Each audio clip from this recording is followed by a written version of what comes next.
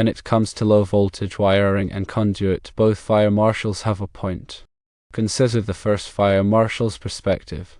Wires should ideally not touch the conduit, especially in locations susceptible to mechanical stress or potential damage. Now, consider the second fire marshal's viewpoint.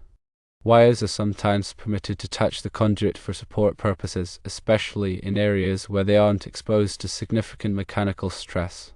Moving on to Type NM wire, also known as Romex, its use in commercial buildings, including hospitals, is typically restricted. Type NM wire is primarily designed for residential applications and often falls short of meeting the stringent fire safety standards mandated for commercial structures.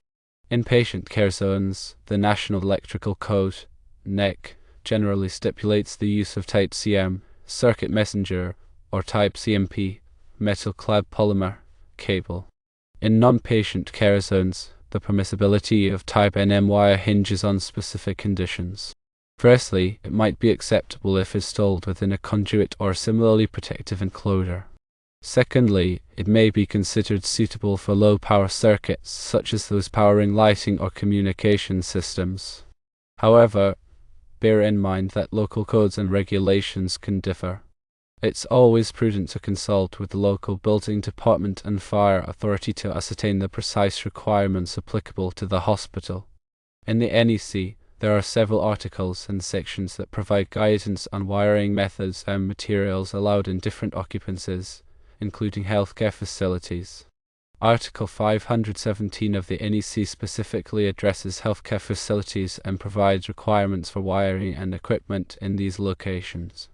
Furthermore, Chapter 3 of the NEC covers wiring methods and materials, including the types of cables and conductors that are permitted for use in various applications.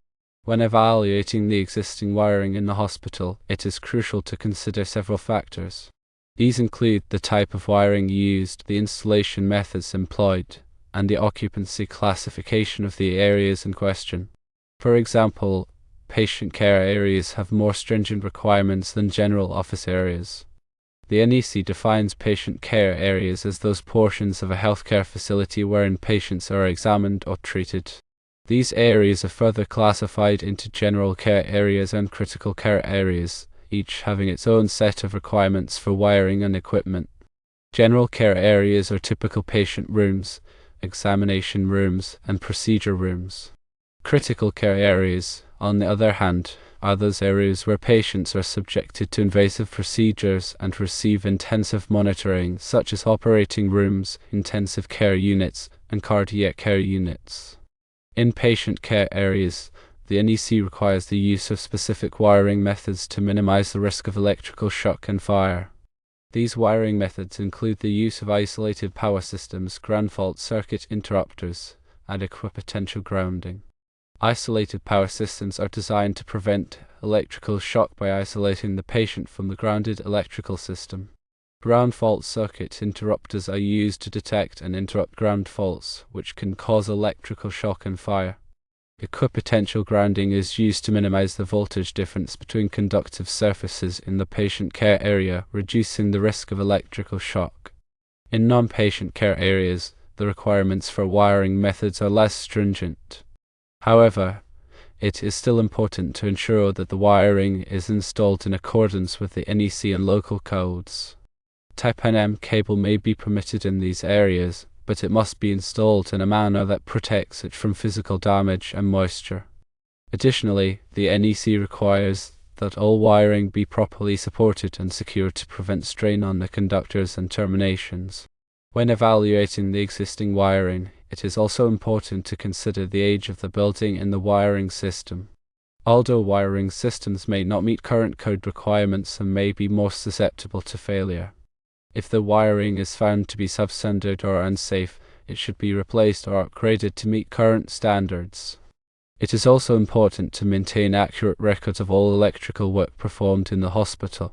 These records should include detailed information about the wiring methods used, the materials installed, and the locations of all electrical components. This information can be invaluable for troubleshooting electrical problems and ensuring the safety of the electrical system. In addition to the NEC, there may be other applicable codes and standards that need to be considered. These may include local building codes, fire codes, and healthcare facility accreditation standards. It is important to be familiar with all applicable codes and standards to ensure that the hospital's electrical system is safe and compliant. Furthermore, regular inspections and testing of the electrical system are essential to identify and address any potential problems before they become serious. These inspections should be performed by qualified electrical professionals who are familiar with the NEC and healthcare facility requirements. The inspection should include a visual examination of the wiring and equipment, as well as testing of the grounding system, overcurrent protection devices, and other critical components. Any deficiencies identified during the inspection should be promptly corrected. In summary, when evaluating the existing wiring in the hospital, it is essential to consider the type of wiring used, the installation methods employed, the occupancy classification of the areas in question, the age of the wiring system, and all applicable codes and standards. Regular inspections and testing of the electrical system are also crucial to ensure its safety and compliance. By following these guidelines, the hospital can maintain a safe and reliable electrical system that protects patients, staff, and visitors. Let's delve deeper into the specific NEC requirements related to the use of Type NM cable in healthcare facilities. As previously mentioned, Article 517 of the NEC provides detailed guidance on electrical installations in healthcare facilities.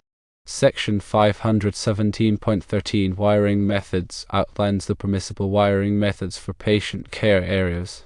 This section generally requires the use of rigid metal conduit, intermediate metal conduit, electrical metallic tubing, or listed metal cable systems. Type NM cable is typically not permitted in patient care areas unless specifically permitted by other sections of Article 517. In non-patient care areas, the NEC provides more flexibility in the selection of wiring methods. However, it is still important to comply with all applicable requirements for the installation and support of the wiring. Section 334.10 Uses permitted of the NEC specifies the conditions under which Type NM cable is permitted to be used. This section generally allows Type NM cable to be used in dry locations only, and it must be protected from physical damage. In commercial buildings, Type NM cable is typically limited to use in dwelling units or in areas that are similar in construction and occupancy to dwelling units.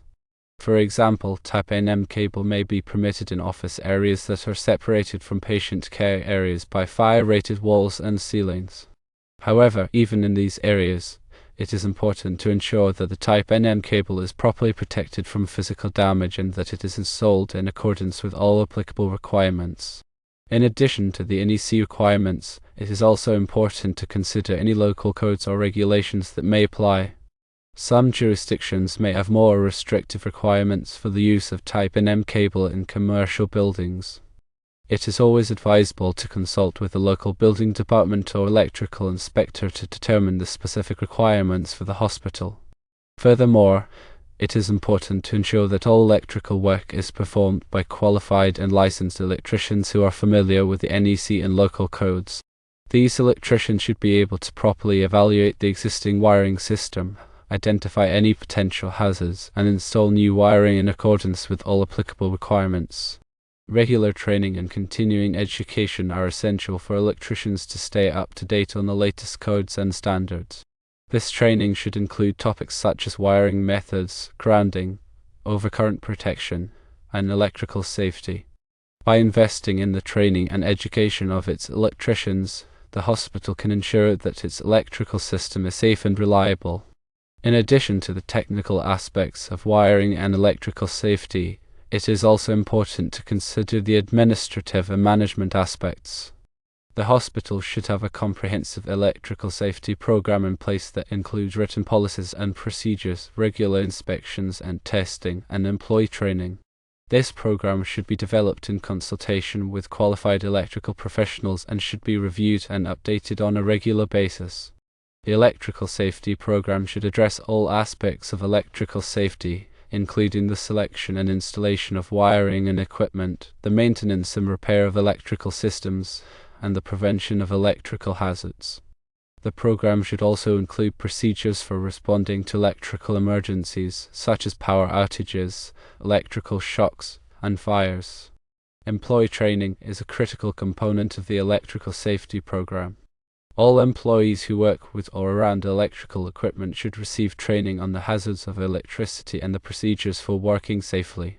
This training should include topics such as lockout/tagout procedures, personal protective equipment, and the proper use of electrical tools and equipment. By providing comprehensive training to its employees, the hospital can reduce the risk of electrical accidents and injuries. In conclusion, ensuring electrical safety in a hospital requires a comprehensive approach that includes technical expertise, adherence to codes and standards, and a robust electrical safety program. By following these guidelines, the hospital can maintain a safe and reliable electrical system that protects patients, staff, and visitors. Let's elaborate further on the requirements for wiring methods in patient care areas, as outlined in Article 517 of the NEC. As mentioned earlier, Section 517.13 generally requires the use of rigid metal conduit, intermediate metal conduit, electrical metallic tubing, or listed metal cable systems in patient care areas. The primary reason for this requirement is to provide a high level of protection against electrical shock and fire. Metal conduits and cable systems provide a continuous ground path, which helps to minimize the risk of electrical shock in the event of a fault. They also provide a physical barrier that protects the wiring from damage and helps to contain any fires that may occur. In addition to the general requirements for wiring methods, Article 517 also includes specific requirements for grounding and bonding in patient care areas. Section 517.14 equipotential grounding requires that all exposed conductive surfaces in the patient care area be bonded together to create an equipotential plane. This means that all metal surfaces, such as electrical equipment, plumbing fixtures, and metal building components, must be connected to a common grounding point.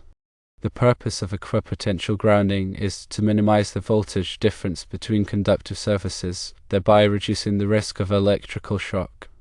The NEC also includes requirements for isolated power systems in critical care areas.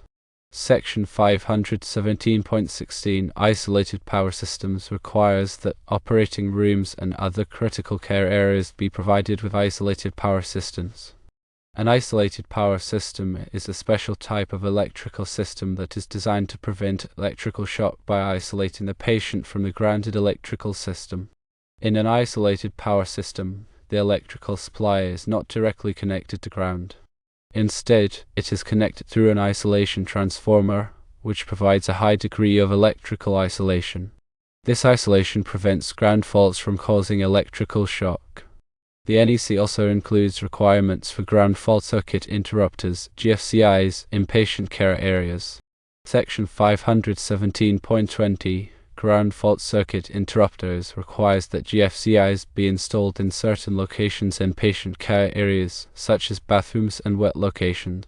A GFCI is a device that detects ground faults and interrupts the flow of electricity, preventing electrical shock.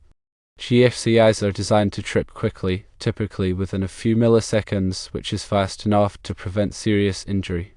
In addition to the specific requirements for wiring methods, grounding, and overcurrent protection, the NEC also includes general requirements for the installation and maintenance of electrical systems in healthcare facilities. These requirements cover topics such as wiring identification, conductor ampacity, and equipment labeling. It is important to comply with all applicable requirements of the NEC to ensure the safety and reliability of the electrical system. Furthermore, it is essential to maintain accurate records of all electrical work performed in the hospital. These records should include detailed information about the wiring methods used, the materials installed, and the locations of all electrical components. This information can be invaluable for troubleshooting electrical problems and ensuring the safety of the electrical system. Regular inspections and testing of the electrical system are also crucial to identify and address any potential problems before they become serious. These inspections should be performed by qualified electrical professionals who are familiar with the NEC and healthcare facility requirements. The inspections should include a visual examination of the wiring and equipment, as well as testing of the grounding system, overcurrent protection devices, and other critical components. Any deficiencies identified during the inspections should be promptly corrected. In conclusion, ensuring electrical safety in patient care areas requires strict adherence to the requirements of the NEC and a comprehensive electrical safety program. By following these guidelines, the hospital can maintain a safe and reliable electrical system that protects patients, staff, and visitors.